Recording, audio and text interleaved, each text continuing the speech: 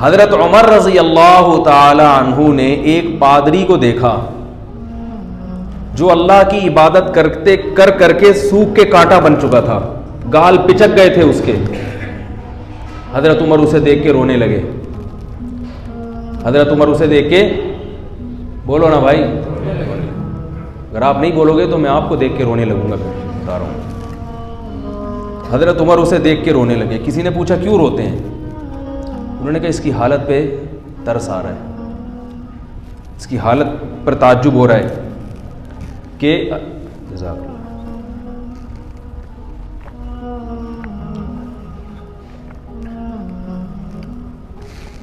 اس کی حالت پہ ترس آ رہا ہے. ترس کیا آ رہا ہے؟ کہ خدا کو راضی کرنے کے لیے اس نے دنیا چھوڑ دی، بیوی بچے چھوڑ دیے، جنگل میں چلا گیا اور اپنے آپ کو اتنا گھلا دیا، مگر جائے گا کہاں؟ جہنم کی آگ میں. کیوں؟ اللہ تو اس سے کم پہ راضی ہو گیا تھا. اللہ کہتا میرے پیغمبر پر ایمان لے آؤ اور جو وہ کہہ رہے ہیں ان کی اطاعت کر لو.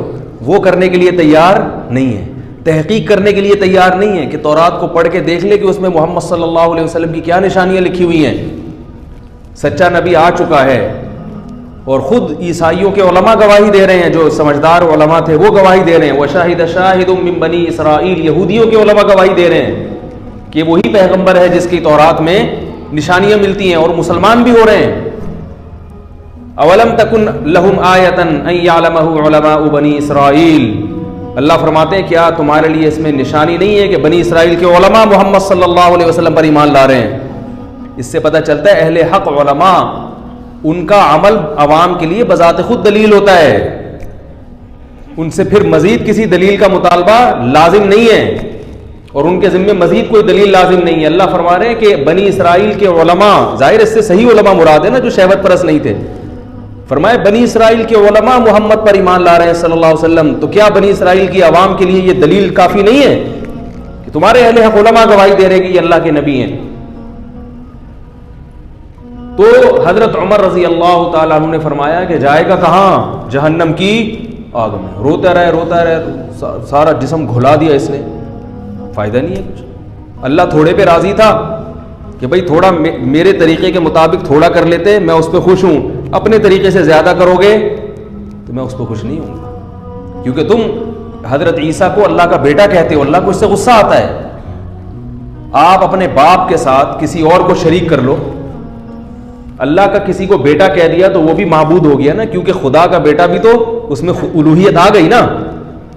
ایک بادشاہ کے ساتھ کسی دوسرے کو الہ بنا لیا آپ نے. آج کل عیسائی یہ کہہ رہے ہیں کہ ہم عیسیٰ علیہ السلام کو اللہ کا بیٹا تھوڑی مانتے ہیں. کوئی اس طرح میں کلپ آ رہے ہیں کہ ہم نے کب کہا کہ اللہ تعالیٰ کسی کو جنتا ہے؟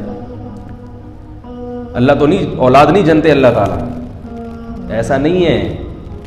اللہ تعالیٰ یہ جو عیسائی ہے نا، یہ حضرت عیسیٰ کو، ان میں سے بہت سے یہ تو مانتے ہیں کہ اللہ نے جنا نہیں ہے، مگر یہ کہتے ہیں اللہ نے آپ کو اپنا بیٹا بنا لیا ہے. پھر اس پر سوال پیدا ہوتا ہے کہ جو جس کو بیٹا بنایا جائے وہ حقیقت میں بیٹا ہوتا نہیں ہے. بیٹا بات سمجھ میں آ رہی ہے آپ لوگوں کے؟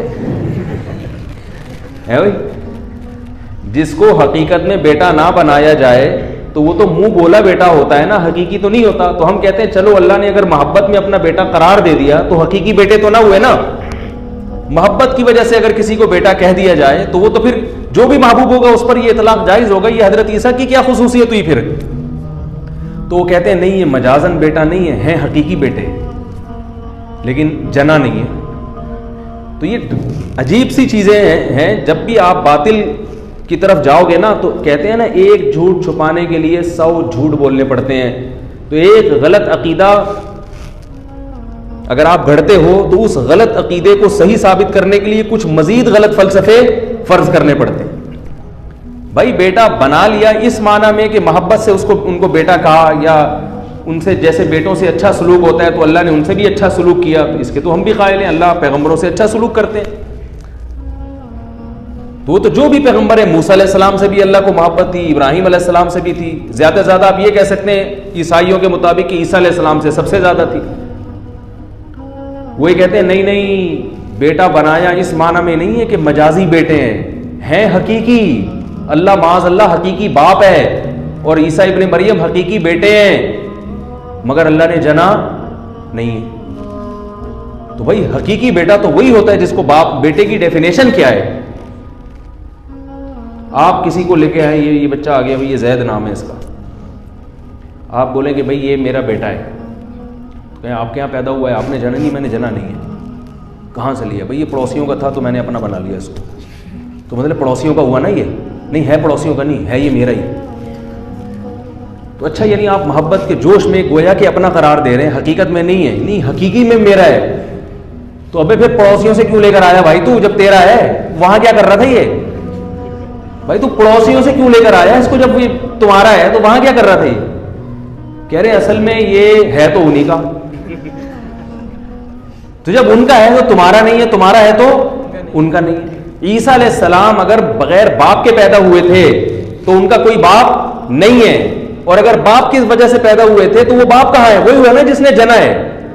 ہم تو کہتے ہیں عیسیٰ ابن مریم کو حضرت مریم نے جنا ہے, باپ نے جنا ہی نہیں ہے, باپ تھا ہی نہیں ان کا. اللہ نے اپنی طاقت اور قدرت سے, اپنے کلمے سے ان کو پیدا کر دیا, ان کو کلمہ کن کی طاقت سے. کلمے کا مطلب یہ نہیں کہ اللہ کا کلام مجسم ہو کے آیا, یہ بھی عیسائی کہتے ہیں. کلمے کا مطلب اللہ کے کلمہ کن کی طاقت کے, ہو جا تو وہ ہو گئے. اس کلمہ کن کی طاقت سے اللہ نے ان کو پیدا کیا.